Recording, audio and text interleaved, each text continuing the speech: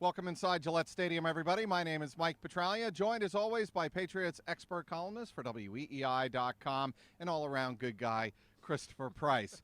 Chris, the mood inside Gillette Stadium, again, very businesslike as you might expect for the Patriots here on Wednesday as they get ready for the 2-2 Dallas Cowboys. The injury-riddled Dallas Cowboys, much has been made nationally, of course, of the loss of Tony Romo in week number 2, and of course Dez Bryant in that Sunday night season opener back in week 1 against the New York Giants. But Bill Belichick told us here on Wednesday, this Cowboys team is not only a deep team, but they can wear you down. They really can. And one of the things that's important, and I know Bill talked about this, hit on this on a couple of occasions, they're still playing hard. And it's clear when you watch this team, they're not rolling over, they're not giving up.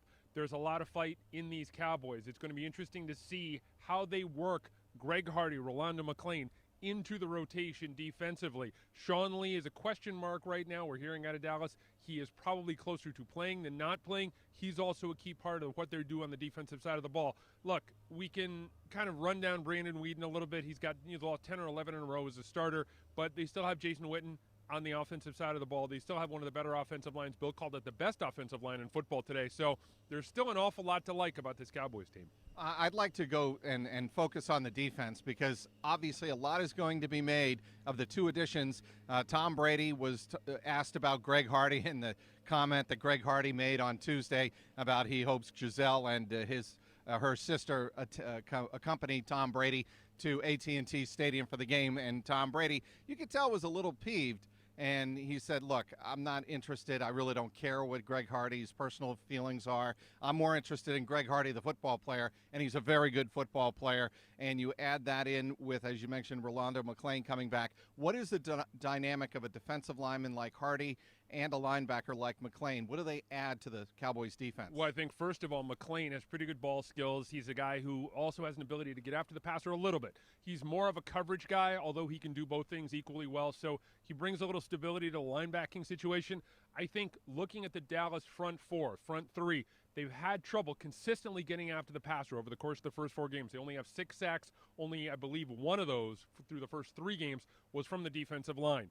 Hardy is a guy who has 27 sacks over his last 32 games. He's a guy who can bring an instant level of credibility to that pass rush. He's a guy that Nate Solder, Sebastian Vollmer, those guys have to account for on every single play. You remember what happened when Greg Hardy took on the Patriots? I think it was 2013, the Monday night game. The game ended with Luke Kuechly holding and grabbing and clutching Gronk in the end zone. But that game, Greg Hardy had a pretty important impact on the contest. He did. He came away from that game with a sack. He had a couple of quarterback pressures. Again, he's a guy that you constantly have to be aware of on every single snap. It's questionable as to what sort of impact he's going to have initially because this is his first game back. He didn't play almost the entire, all of the 2014 season, suspended for the first 4 games of the 2015 season. So you might not expect him to be a 95% snap guy. But I think if you're Dallas, you start to work him in gradually. You get him in situations, 3rd and long, passing situations. You get him getting after the quarterback. I think that's the first step if you're the Dallas defense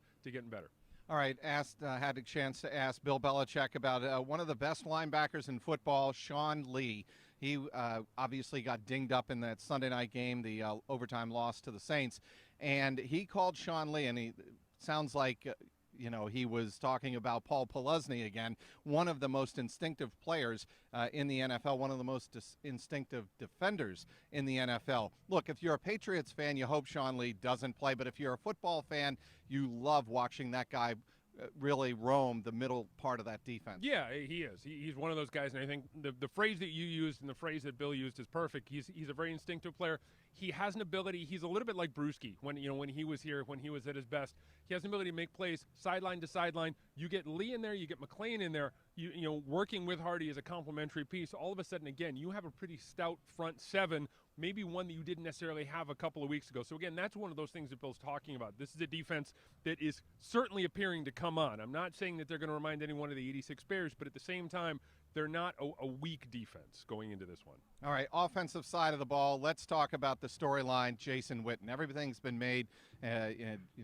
Obviously, we know that the Cowboys do not have their starting quarterback and their starting star receiver, but they do have Jason Witten, as you mentioned earlier. And Rob Gronkowski said in a conference call with reporters here on Wednesday, back to Dallas, he told Dallas reporters that he's learned so much from Jason Witten, considered him one of the very best in the game. Yeah, look, and we saw this last year, him talking about Antonio Gates. He has a great deal of reverence for these guys who've been around, who've played that tight end position, played that physical kind of tight end role over the last 10, 12 years, whatever. And Witten is one of those guys. Witten from 2004 to 2012 averaged more than 80 catches a year, almost 1,000 receiving yards a season, was incredibly durable, was incredibly consistent.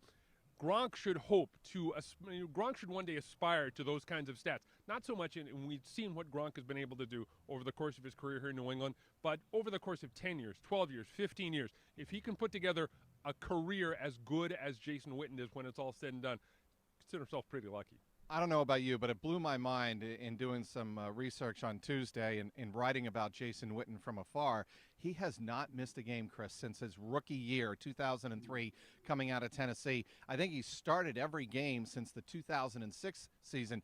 That's a tight end, an active blocking, pass-catching tight end who's accomplished that. I think that's just nothing short of remarkable. Yeah, we're not talking about a Jimmy Graham guy here. We're talking about a guy who is more of a physical presence. He's not a Tony Gonzalez. Again, he's a Rob Gronkowski-esque type of player. He doesn't move around as much as Gronk does, at least in my experience. Right. But when it comes to playing that physical role, that blocking role, that kind of tight end to knock you around a little bit, and he's that guy. And again, look, this is not to take anything away from Gronk and what he's been able to establish over the first 5 years. But again, he's the kind of guy that Gronk should aspire to be when Gronk hits the other side of 30. And Gronk called him one of the very best of all time. I do not think that's hyperbole. I think that's pretty much right on the money. Okay, what happens on Sunday in Dallas? I think New England ends up winning this thing. I think Dallas, again, we've talked him up here through the bulk of this presentation. But that's our job. Yeah, exactly. But I trying to think of a way that Dallas wins this game.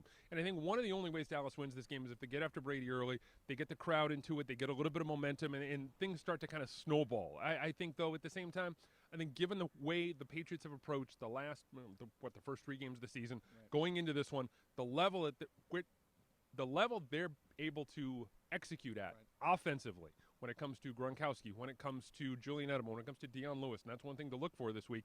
Dion Lewis specifically, this is a Dallas team that struggled to contain backs out of the backfield when it comes to the passing game. I think New England ends up winning this thing. Again, I'm going to say 27-17. No letdown coming out of the bye, execution, sloppiness? Yeah, I don't think that's going to be the case. Again, I think that, when you look at containing Dallas right now, it starts with Jason Witten. It starts with running away from Hardy Lee if he's able to play, and really containing that offensive line. Again, Bill called it one of the best offensive lines, the best offensive line in football. Figuring out a way around that, I think the Patriots are going to be able to do that, and I think, again, New England ends up winning this thing by about 10. All right, the Patriots will look to improve to 4-0 for, I believe it is, Chris, the 9th time in franchise history. It would really be a remarkable feat for the Patriots if they can pull it off. They have really been hitting on all cylinders offensively heading into the bye. Will it continue afterwards? We'll wait and see. We'll have the full coverage from Dallas on Sunday. Be sure to follow everything on WEEI.com. Inside Gillette Stadium, he is Christopher Price. I'm Mike Petraglia, WEEI.com.